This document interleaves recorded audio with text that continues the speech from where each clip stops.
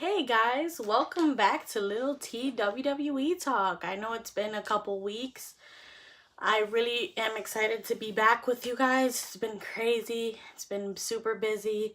Had some strep throat going on, but thankfully I'm feeling better and I'm able to do this YouTube video with you guys today, and I'm super excited. So, I'm not really doing a recap of like Raw or SmackDown or anything. I'm kind of just catching you guys up for this one on like what's going on and things like that. So I took some notes, which you guys see here. And yeah, so let's get this thing started. I'm Little T and this is WWE Talk, and let's get this thing started. So first off, Tye Dillinger, TJP, and Hideo Itami were released from the WWE. As you guys may or may not know, Tye Dillinger was called up to SmackDown Live. Unfortunately, they haven't done much with Tye Dillinger. I mean, other than coming out like number 10 in the Royal Rumble for like the past 2 years or something like that. We haven't really seen much of Tye Dillinger, so he's kind of been like a non-factor anyway, so I don't feel like that's too big of a loss for the WWE. TJP and Hideo Itami were stars from 205 Live, and honestly, I don't really care for them either, so for me it's not too big of a loss. But for any TJP or Hideo Itami fans, you know, this gotta be like disheartening. But we wish them well wherever they go, of course. And honestly, I think the WWE is doing like some winter cleaning or something, because they've been like shortening the roster on 205 Live, so I really don't know where they're going with that, but we'll see what the WWE has planned. Next up, at the WWE pay-per-view Elimination Chamber, the first ever WWE Women's Tag Team Champions were crowned. Super proud. This was such a great moment for women and women's wrestling and the women's evolution. This was super exciting. Boss and Hug Connection were crowned the first ever WWE Women's Tag Team Champions. And Sasha and Bayley are two of the hardest working women we have on the roster right now. I love Sasha. I love Bayley. I was big fans of them back in NXT. I continue to be big fans of them.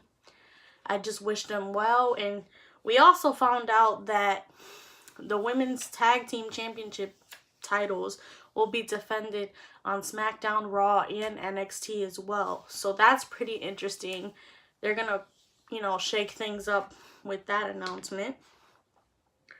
So at the last pay-per-view of the year, WWE Fastlane, Boss and Hug Connection will be defending their women's tag titles against Nia Jax and Tamina. So basically, Nia Jax and Tamina, I don't really know what's like their little shtick there, but I don't really understand what's going on. I mean, they're trying to build them up to be these like really dominant women, but they seem to not be winning. They're not seem to be taken seriously, and I don't buy it one bit, but we'll see what's going on with that. Last week, we learned that Mandy Rose became the #1 contender for Asuka's Women's Championship. They will be facing off at Fastlane. Honestly, I'm not a huge fan of Mandy Rose. I don't think she should be getting even this opportunity. I mean, I think that Sonya Deville even, or, any other woman would have made like a better choice. I just don't feel like Mandy Rose qualifies for that just yet, and I don't feel like Mandy Rose deserves it, to be honest. I don't really see a lot of improvement in her. She's not really charismatic. I don't know, but that's that. So there will be Asuka versus Mandy Rose for the women's championship, will be at WWE Fastlane. Kofi Kingston became the #1 contender to face the new Daniel Bryan last week. However, this week, Vince McMahon came out and pretty much robbed Kofi of his long overdue, title opportunity. Instead of Kofi Kingston versus the new Daniel Bryan, we're going to be getting the returning Kevin Owens versus Daniel Bryan. And honestly, like, Kofi got robbed. You know, like, Kofi has so much potential. He's been in the WWE for, I believe, like 10, 11 years. You know, he's been a highlight reel after highlight reel. He's put on so many great matches, you know, being in the New Day. And it's just disheartening to know that he had that opportunity and it just got ripped right out of his hands. But, you know, maybe the WWE is not giving up on Kofi yet. I'm hoping maybe this means WrestleMania implications. But we're going to have to track this one and see how it's going to go. I wish Kofi the best. I honestly want Kofi to get the WWE Championship before he retires. So yeah, Kevin Owens returning. We've missed Kevin Owens. His presence has definitely been felt on, you know, for SmackDown Live and for wrestling in general. Kevin Owens is such a great talent.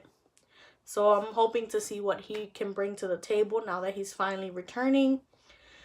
As you guys may or may not know, the NXT superstars Ricochet, Aleister Black, and Tommaso Ciampa have made their SmackDown Live and Raw debuts. Basically, they keep putting them in these tag team matches.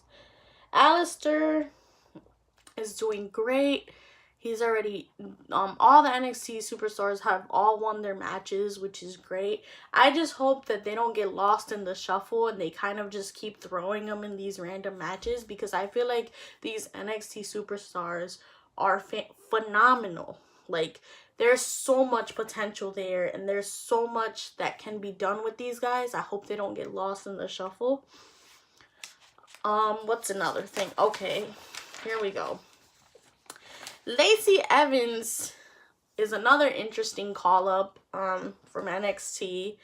Her presence has been felt, but not in the way you would think. Like, Lacey Evans is such a good character, and she has such a great gimmick, you know, being the lady of wherever she's at gimmick. And I feel like it's phenomenal. I feel like she's really talented. I feel like she should be doing much more.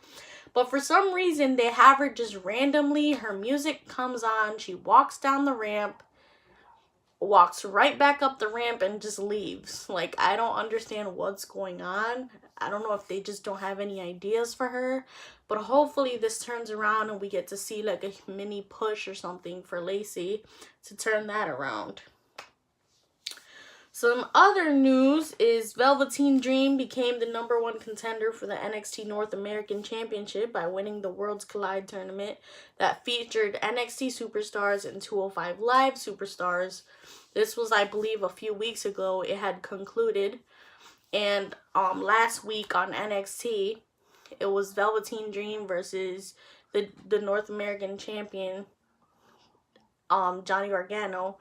And that was a really, really good match, and Velveteen was able to dethrone Johnny Gargano, and now he's the new NXT North American champion. So that's great. I love Velveteen. He has an unlimited amount of potential. His charisma's unparalleled. He's just such a great, great, great wrestler. So some big news this week from Monday Night Raw. We had the return of the big dog, Roman Reigns. Sorry about that. I'm getting super excited because honestly, this return touched my heart. Like, I cannot express how much I was so happy to see Roman Reigns, and I was praying for him the whole time he was out, and I was super sad when he left. I cried my eyes out. And he returned this week on Monday Night Raw to announce that his cancer is in remission. Oh my goodness. His cancer is in remission, guys. We have our big dog back. We were praying for Roman. We were wishing him well. We were super sad he was gone. The crowd, I cannot tell you, the fans were so beautiful to Roman. Like, there was not one person booing in the arena, and Roman was just soaking it all in. I'm getting freaking goosebumps just thinking about it. He soaked it. He soaked it in, and he was doing his thing. I mean, I'll tell you, it's so great to see Roman Reigns back. And so yeah, he's back, and hopefully, we don't know where, he fits in currently, but hopefully they get something going for him now that obviously he's back and he's healthy and he's able to compete. So later on that night, Dean Ambrose was getting attacked by Bobby Lashley, Drew McIntyre, and Elias. And out comes Seth Rollins and Roman Reigns to the rescue. They saved him. Roman looked great. He hit a Superman punch. He hit an explosive spear. He was looking great. I mean, Roman looked like he didn't miss a step. So maybe we're going to have a little Shield thing going on. I don't know. But, they didn't speak to Dean at all. They didn't even help Dean up after they helped him. They just kind of left and kept staring at him. So we'll see where this storyline goes with that. Next up, we have Ric Flair celebrating his 70th birthday celebration. Happy belated birthday to Ric Flair. Woo! The 16-time champ Ric Flair, the legend, the man himself. Basically, it was celebrated. The whole roster came up on the ramp.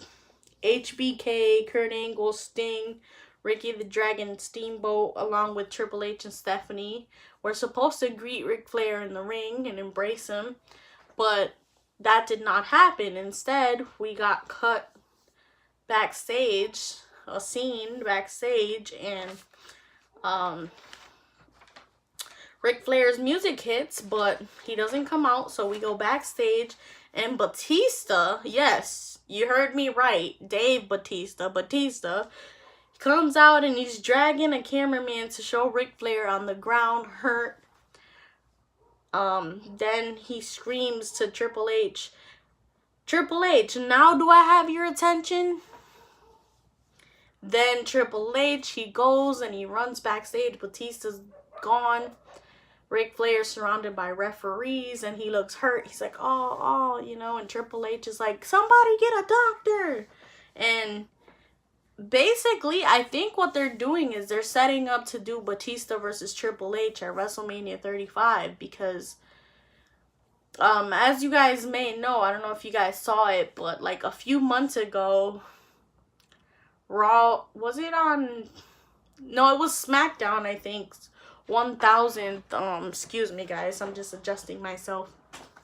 I believe it was on SmackDown Live's 1000th episode or something like that. Evolution came out. Evolution being Triple H, Batista, Randy Orton, and Ric Flair. They came out and they were kind of just, talking and reminiscing. And Batista was saying how Triple H never beat him. And, Triple H kind of got salty about that. And they kind of faced off. And it was pretty intense. But nothing really happened out of that. So I think that maybe we're going to get a setup for a huge WrestleMania match between Batista and Triple H. I'd be stoked to see that. I mean, I'm not really a fan of Batista, but as far as the history and the chemistry, I think it'll be a pretty good match and a pretty good story. And last but not least, we found out that DX is going to headline the 2019 Hall of Fame class. Triple H, Shawn Michaels, X-Pac, Road Dogg, Billy Gunn, and yes, the 9th wonder of the world, Chyna. I'm just going to give a round of applause for that because as a woman, we all wanted Chyna to get acknowledged by the WWE. We all wanted Chyna to be inducted into the Hall of Fame because rightfully so. I mean, Chyna deserves that. Chyna broke so many barriers, and you want to talk about women's evolution, you gotta start the conversation off with Chyna. I mean, well, at least currently, of course, you got the fabulous Moolah, Mae Young, people like that, but Chyna, man. Chyna was the first woman to hold the Intercontinental Championship.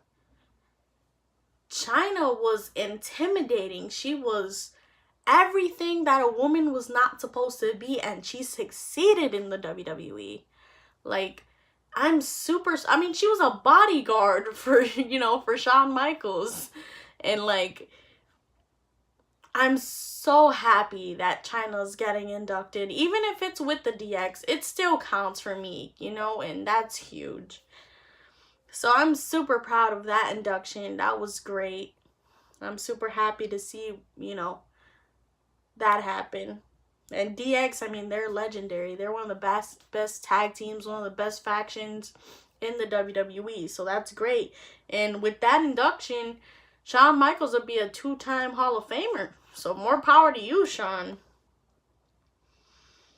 Also, the second inductee is the Honky Tonk Man. So that's basically it, guys. That's basically all of the little catch up on WWE these past 2 weeks.